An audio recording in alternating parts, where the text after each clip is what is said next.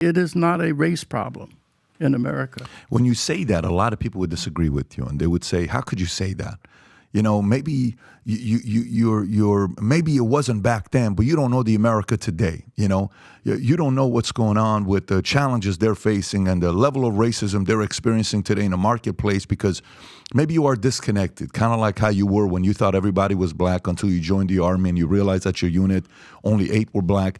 What do you say to the people that literally 100% disagree with you and they say there is racism today? It is a challenging time today. What do you say to them? I say, look at the evidence. Look at the evidence. You know, a lot of people are like the farmer that came to the creek when it was like coming, it was 3 feet high and moving at about 20 miles an hour, and he forced the mule in and they were swept down the creek. A year later, he comes to the same crossing. This time it's only 6 inches. The mule refuses to go in because the mule had good memory but poor judgment. Conditions were not like they were back in segregation when I was locked up twice in Mississippi. The conditions have changed, but many of us have. But again, look at the evidence. When whites were at their worst, we were at our best.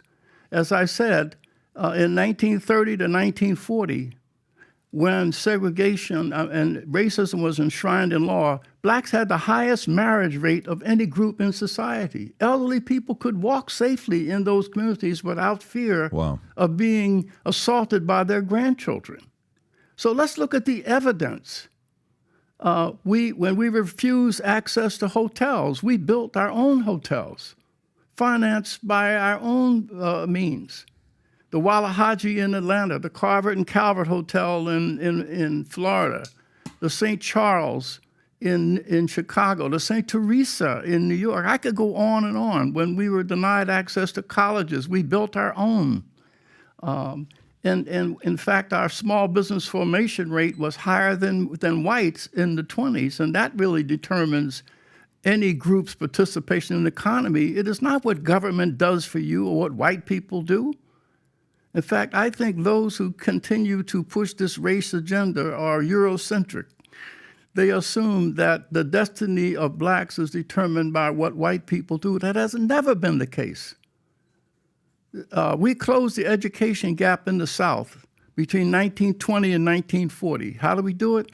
Julius Rosenwald, the CEO of Sears, came together with Booker T. Washington, and he put up $4 million. The black community matched it with $4.8 million. We built 5,000 schools to teach ex-slaves how to read and write. And as a consequence of that study, that in between 1920 and 1940, the education gap in the South between whites and blacks was 3 years, 8th grade for whites, 5th grade for blacks. Mm-hmm. Within 20 years, that gap closed within 6 months. There were 5 high schools at the turn of the century in New York, Baltimore, Washington, Atlanta, and New Orleans. They had used textbooks, overcrowded classrooms, half the budgets of white schools, but every one of those schools out-tested every white school in those cities. If we were able to close the education gap between 1920 and 1940, through self-determination and hard work, if we were able to out-test white schools in those cities, then the question is, in those same schools today in Baltimore, for instance, where they're run by blacks, not a single student could read at grade level or perform at grade level. And so how can you say that it is racism that is the cause of the present-day challenges when under segregation we achieved? One other example we gave from our studies. In 1943, blacks were prohibited from being naval officers. Eleanor Roosevelt persuaded her husband to train them, so they selected 16 black college-educated men for training, the Naval Academy, not the Academy, Naval Training Center. The Navy says, aha, we're going to give these black cadets in 8 weeks what we give white cadets in 16, so they wash out. Mm-hmm. When these brothers found out what the deal was, they covered the windows in their barracks and stayed up all night and studied. And when they were tested, they scored in the 90th percentile. Wow. So then they said, well, they cheated. So they tested them individually. They scored in the 93rd percentile. 13 of them eventually became naval officers. They call them the Golden 13. You can look Google it up. this? That test, the test scores today has never been bettered.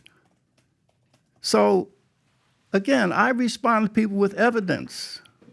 The incarceration rates of blacks from the turn of the century up to the 60s was under 25%. Incarceration was under 25%. Under 25%. Where are we at today? It shot up to I think it was like 90,000 blacks were in jail in 1960. That went up to 900,000 over the next 30 years. Why do you think that is? What happened? What changed? In our studies, Red, White, and Black, we looked at the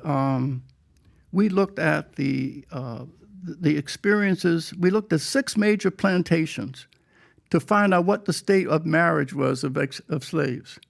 75% of those slaves had a man and woman raising children. The nuclear family continued to prosper in the face of segregation for 100 years. But all of that changed in the 60s with the poverty programs. Lyndon Johnson? Yes.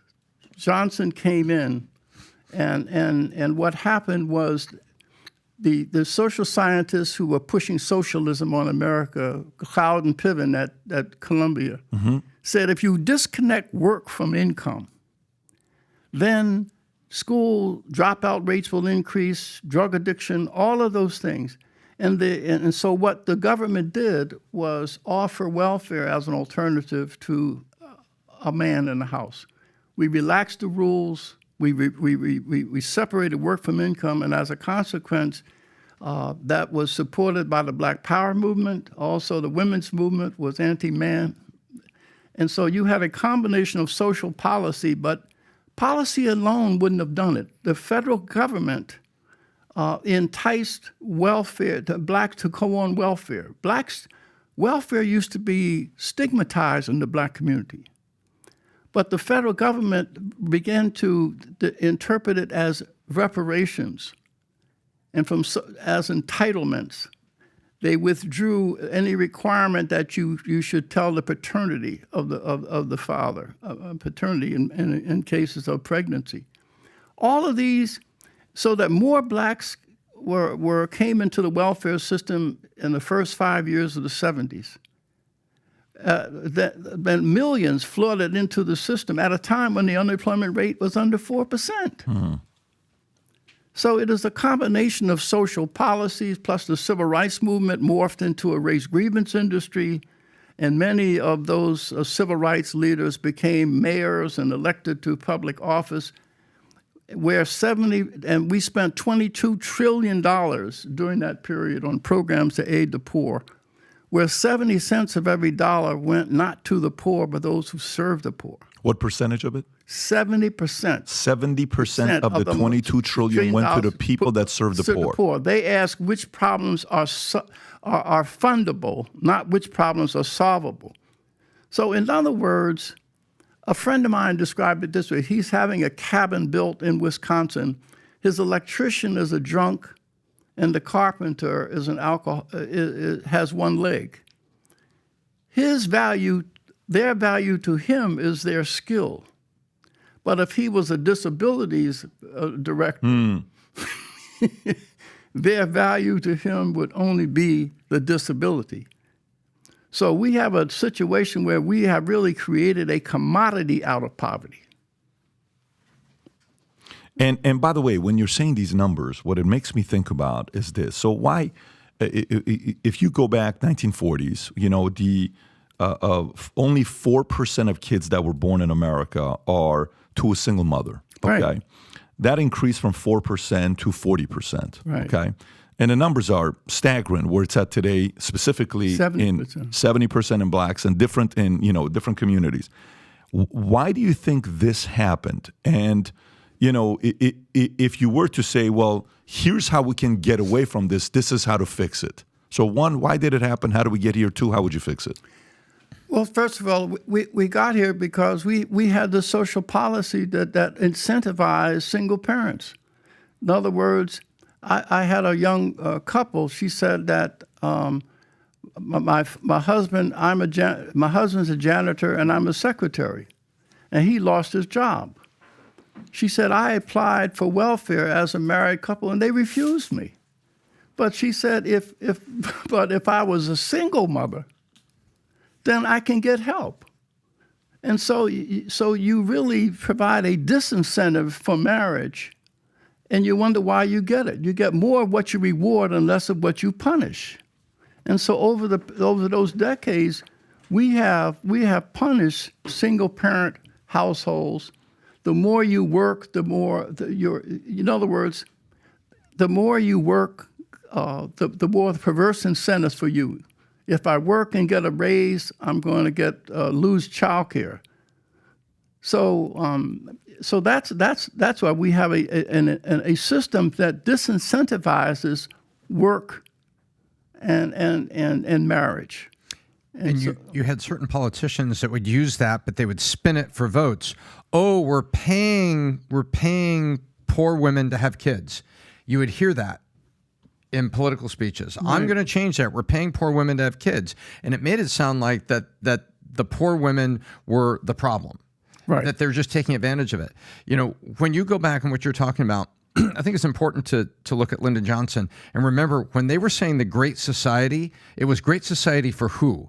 Because the government was our government has been actually pretty bad at getting Americans to move and change. They're pretty good at getting us upset, but they really don't get Americans, if you look at history, to really move and change. Our government has never really led, but our government has been excellent at being a catalyst of where they want us to go and to let us go. And to your point, they create this catalyst. What they say with explosive, the explosive isn't the problem. It's the catalyst you put in the explosive. So always keep those guys separate.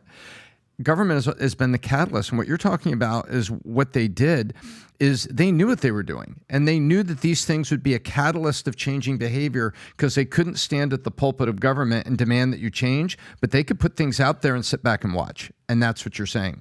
Right. But I also realized that the question is, what are solutions? Mm-hmm.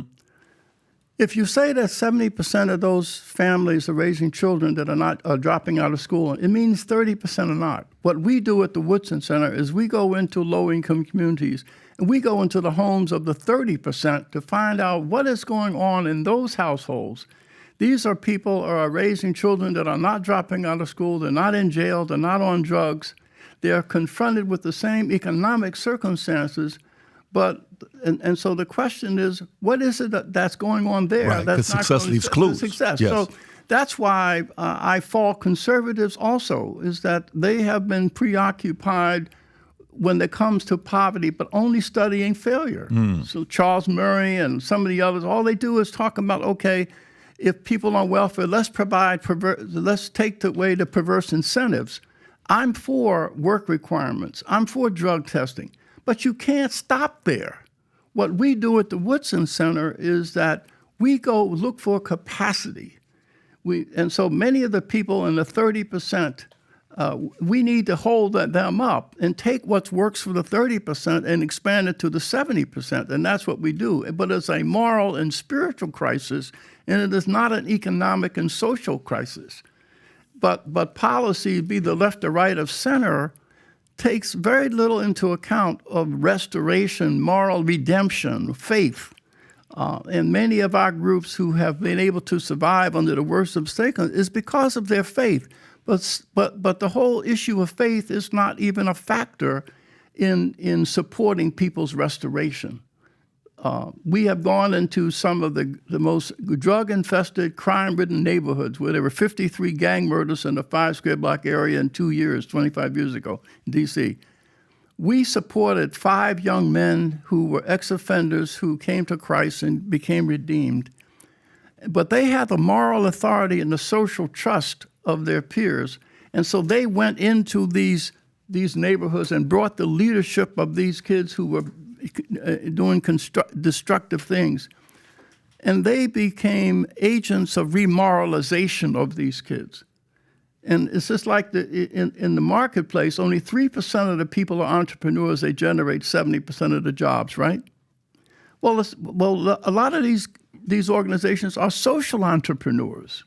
It only takes a small number of them, if you can change them and make them an agents of a restoration, they can change a whole community. And we found that to be the case in this community called Benning Terrace, by just going in and reaching 16 kids who were leading predators and changing their values and their attitudes. How do you do that? By witnessing to them. You take some man who has been in jail, who has faced all the challenges from an abuse household, and saying, you are not defined by the worst of what you were. And I'm a witness that you don't have to stay there because you've been there. Where did this self-help mindset come to you? Where did this self-help mindset come? By looking at what we did in the past. In other words, what I've done by learning, if our people could, in the face of slavery and discrimination, build families and restore their communities, then all we've got to do is go back and take the values that served the interests of our people then and apply them today. In other words, taking old values and apply them to new realities, with the consequence that you can. But a witness is more powerful than an advocate, and experience will always prevail against an argument. I debated this with Hawk Newman. It's on YouTube for 1 hour. I didn't argue with him.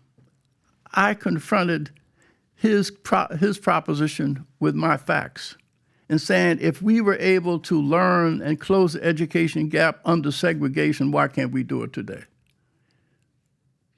And so that's what you have. But we don't realize the power of somebody coming to a young man or young woman who has been engaged in antisocial behavior. Supply them with a mentor that witnesses to them to say, why don't you use your skill and talents to rebuild the community and not tear it down? So if you like this clip and you want to watch another one, click right here. And if you want to watch the entire podcast, click right here.